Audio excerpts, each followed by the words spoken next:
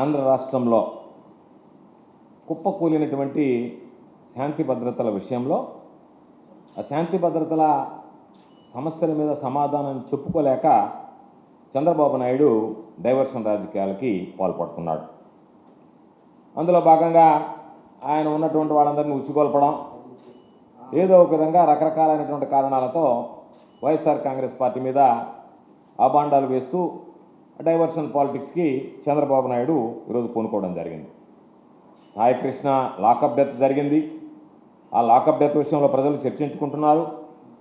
అటువంటి పరిస్థితుల్లో Saikrishna lockup death విషయంలో స్పష్టతనివ్వాల్సినటువంటి ప్రభుత్వం దాన్ని దాటవేస్తూ పవన్ కళ్యాణ్ ముందు పెట్టి ఈరోజు ప్రశ్నారావణ పేరుతో ఆయన చుట్టూ ఒక కథ అల్లి ఆ కథను నడిపేటువంటి పరిస్థితిని తీసుకొచ్చింది.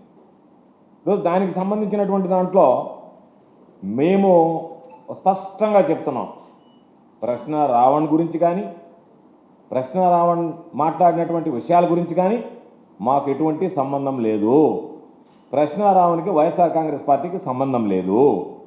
కాకపోతే మేము ప్రశ్నిస్తున్నదల్లా యూఏపీఏ ఏదైతే మీరు తీసుకొచ్చారో అన్లాఫుల్ యాక్టివిటీస్ ప్రివెన్షన్ యాక్ట్ ఏదైతే తీసుకొచ్చారో, టెర్రరిజం యాంటీ టెర్రరిజం యాక్ట్ ఏదైతే తీసుకొచ్చి దానిని ఒక యూట్యూబర్ మీద పెట్టి ప్రజలను భయపెట్టేటువంటి చంద్రబాబు నాయుడు చేస్తున్నటువంటి దుశ్చర్యలను మాత్రమే ప్రశ్నిస్తున్నాం తప్ప, అరాచక విధానాలను ప్రశ్నిస్తున్నాం తప్ప మాకు యూట్యూబర్ రావణ్తో ఎటువంటి సంబంధం లేదు అనేటువంటిది ఈ సందర్భంగా స్పష్టం చేస్తున్నాం. ఈ విషయంలో చూసాం, ఒక కోర్టు బెయిల్ ఇస్తే ఇంకో కోర్టు బెయిల్ ఇస్తే ఇంకో కోర్టు ఇంకో దగ్గర పోలీస్ స్టేషన్ దగ్గర తిరగడం, దాని మీద లాస్ట్కి తీసుకొచ్చి ఈ యూఏపీఏ యాక్ట్ పెట్టి ఈరోజు రిమాండ్ చేయడం జరిగింది. కాబట్టి మేము ఒక ప్రతిపక్షంగా ఈ ప్రభుత్వం చేస్తున్నటువంటి అసాంఘిక అరాచక కార్యక్రమాలు ఏదైతే ఉన్నాయో వాటి మీద మేము ప్రశ్నిస్తున్నాం తప్ప మాకెవ్వరితో కూడా వాళ్ళతో సంబంధాలు లేవు, వాళ్ళకి సంబంధ బాంధవ్యాలు లేవు. మీరు ఒక్కసారి రావణ్కి సంబంధించినటువంటి పాత వీడియోలు కానీ పోస్టులు కానీ చూస్తే వైఎస్ఆర్సీపీని కానీ జగన్మోహన్ రెడ్డి గారిని కానీ ఇదే వ్యక్తి ఈరోజు మీరు చెప్తున్నటువంటి వ్యక్తి ఎవరైతే వైఎస్ఆర్ కాంగ్రెస్ పార్టీకి దగ్గరాని మీరు అంటకట్టే ప్రయత్నం చేస్తున్నారో ఆ వ్యక్తి జగన్మోహన్ రెడ్డి గారి మీద వైఎస్ఆర్ కాంగ్రెస్ పార్టీ మీద ఎన్ని రకాలైనటువంటి విమర్శలు చేశాడు. అదేవిధంగా తెలుగుదేశం పార్టీకి సంబంధించినటువంటి లోకేష్ని బాలకృష్ణని ఏ విధంగా పొగిడాడు అనేటువంటిది కూడా ఆ వీడియోలు కూడా దానికి సంబంధించినటువంటివి కూడా నేను మీకు చూపిస్తాను. అయితే ఈరోజు చంద్రబాబు నాయుడు ఏం చేశాడు, యూఏపీఏ ఏదైతే తీసుకొచ్చాడో ఆ యాక్ట్ మీద దేశవ్యాప్తంగా విమర్శలు ప్రారంభమయ్యాయి. చంద్రబాబు నాయుడు ఒక వ్యక్తిని రిమాండ్ చేయడానికి ఉన్నటువంటి ఏదైతే ఈరోజు చర్చ జరుగుతుందో ఆ వ్యవస్థ దానికి సంబంధించినటువంటి ఆ విషయాన్ని డైవర్ట్ చేయడానికి ఈరోజు ఏదైతే చంద్రబాబు నాయుడు మీద విమర్శలు ప్రారంభమయ్యాయో యూఏపీఏ యాక్ట్ ఇది అతను ప్రయోగించాడని చెప్పి దానికి మతం రంగు పూసి ఏదో ఒక విధంగా దాన్ని మసిపూసి మారాడికాయ చేసేటువంటి పరిస్థితికి ఈరోజు చంద్రబాబు నాయుడు గారు వచ్చారు. కాబట్టి ఈరోజు అవన్నీ పక్కన పెట్టి తన వైఫల్యాలన్నీ పక్కన పెట్టి ఈ విషయం తీసుకొచ్చి ఆ మతం చుట్టూ దింపే ప్రయత్నం చేస్తున్నాడు. మేము అడుగుతున్నాం, ఈరోజు మీరు రావణ్ వ్యాఖ్యలు నిజంగా అభ్యంతరకరమైతే అవన్నీ కూడా సంవత్సరం క్రితం సంవత్సరం ముందు పెట్టినటువంటి వ్యాఖ్యలు. ఈరోజు వరకు మీరు ఎందుకు గమ్ముకున్నారు? ఈరోజు దాన్ని తీసుకొచ్చి ఎందుకు మీరు దాన్ని రకరకాలుగా పవన్ కళ్యాణ్తో ముడిపెట్టారు, పవన్ కళ్యాణ్ మీద కేసులు పెట్టారు, పవన్ కళ్యాణ్కి సంబంధించి విమర్శించాడని చెప్పి మాట్లాడి ఈ ఇష్యూనంతా డైవర్ట్ చేసి ఈరోజు దానికి మతం రంగు బులిమి రకరకాలుగా, ఎందుకంటే మీ వైఫల్యాలు కప్పిపుచ్చుకోవాలి. చంద్రబాబు నాయుడు ఎప్పటికీ అలవాటే. చంద్రబాబు నాయుడు ప్రభుత్వాన్ని ఎవరన్నా ఈరోజు ఒక తీవ్రమైనటువంటి సంక్షోభంలో కూరుకుపోయింది, విమర్శల పాలవుతుందంటే దాన్ని దాటవేయడానికి, దాని నుంచి తప్పించుకోవడానికి ఏదో ఒక తంత్రం అల్లేటువంటి పరిస్థితి ఉంటుంది. కాబట్టి దానిలో భాగంగా ఈరోజు ఆయన ఆ ఇష్యూకి సంబంధించినటువంటి దానిలో రకరకాలుగా మాట్లాడుతున్నారు. మేము అంటున్నాం, పాపం ఈరోజు ఒక్కొక్కరు బ్రహ్మాండంగా మాట్లాడారు. నెల్లూరు శ్రీధర్ రెడ్డి గారు కూడా ఆయన అరగడంగా మాట్లాడారు. ఆయన గురించి కూడా తర్వాత మాట్లాడదాం. దానికన్నా ముందు నిజంగా మీకు భక్తి ఉంటే చంద్రబాబు నాయుడికి మేము అనేక సందర్భాల్లో చెప్పాం, చంద్రబాబు నాయుడికి భక్తి లేదు, భయం లేదు దేవుడు అంటే. నిజంగా మీకు భక్తి ఉంటే తిరుమల లడ్డు విషయంలో ఏం మాట్లాడారు? ఆలయాల కూల్చివేతలప్పుడు మీరు ఎందుకు ఏ విధంగా మీరు వ్యవహరించారు? హుండీ దొంగతనాలకు సంబంధించి కానీ భక్తుల ప్రాణాలు పోయినటువంటి సంఘటనలో కానీ ఈ రోజు ఉన్నటువంటి కూటమి ప్రభుత్వం చంద్రబాబు నాయుడు నాయకత్వంలో ఏ విధంగా విమర్శల పాలైంది, ఏ విధంగా ఉదాసీనంగా వ్యవహరించింది, ఆ విషయాన్ని పట్టినట్టుగా వ్యవహరించింది అనేటువంటిది ఈరోజు భక్తులందరికీ తెలిసినటువంటి విషయం. కాబట్టి చంద్రబాబు నాయుడు ఇప్పటికైనా డైవర్షన్ రాజకీయాలు ఆపి ఇప్పుడు జరిగినటువంటి కస్టోడియల్ డెత్స్ మీద, శాంతి భద్రతల వైఫల్యం మీద, పోలీసుల దుర్వినియోగం మీద ఈరోజు ప్రజలకు సమాధానం చెప్పాల్సినటువంటి అవసరం ఉంది. కాబట్టి ముందు ఆ విషయాల మీద మీరు సమాధానం చెప్పండి అని చెప్పి మేము డిమాండ్ చేస్తున్నాం.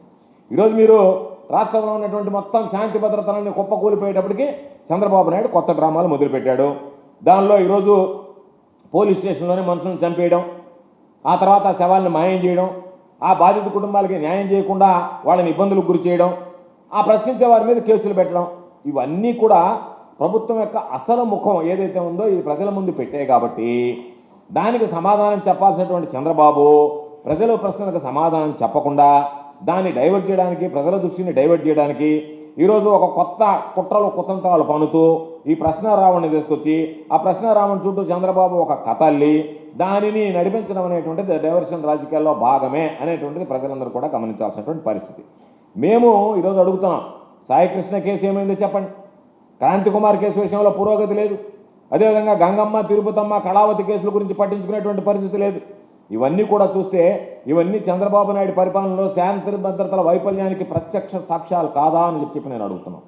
కాబట్టి ఈరోజు చంద్రబాబు నాయుడు జరిగినటువంటి విషయాలన్నీ పక్కదారిన పెట్టడానికి ఏదో ఒక విధంగా ఈ వివాదాలను కూడా చంద్రబాబు నాయుడు పవన్ కళ్యాణ్ మీదకి నెట్టేసే వ్యూహం పన్ని దాని ప్రకారం ఏదో ఒక విధంగా తాను నప్పించుకోవాలా, తాను తన కొడుకు సేఫ్గా బయటపడిపోవాలా, మా మీద ఎటువంటి మరకంటకూడదు, ఏదన్నా ఉంటే పవన్ కళ్యాణ్ మీద నెట్టేయాలా, పవన్ కళ్యాణ్ మీద విమర్శలతో కాలం గడపాలా, దాన్ని ఏదైనా ఉంటే మతం రంగు పొలవాలనేటువంటి ఆలోచన చేస్తున్నాడు తప్ప చంద్రబాబు నాయుడికి ఫెయిల్ అయినటువంటి ప్రతిసారి కూడా ఇది పాత విద్యే.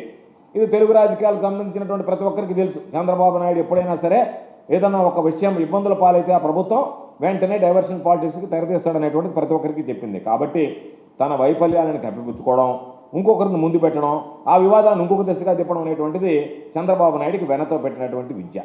అందులో భాగంగా ఈరోజు చంద్రబాబు నాయుడు రకరకాలైనటువంటి కుట్రలు కుతంత్రాలకి పొదలు పెడుతున్నాడు. మేము సాయికృష్ణ కేసులో ఈ ప్రభుత్వాన్ని ప్రశ్నిస్తున్నాం.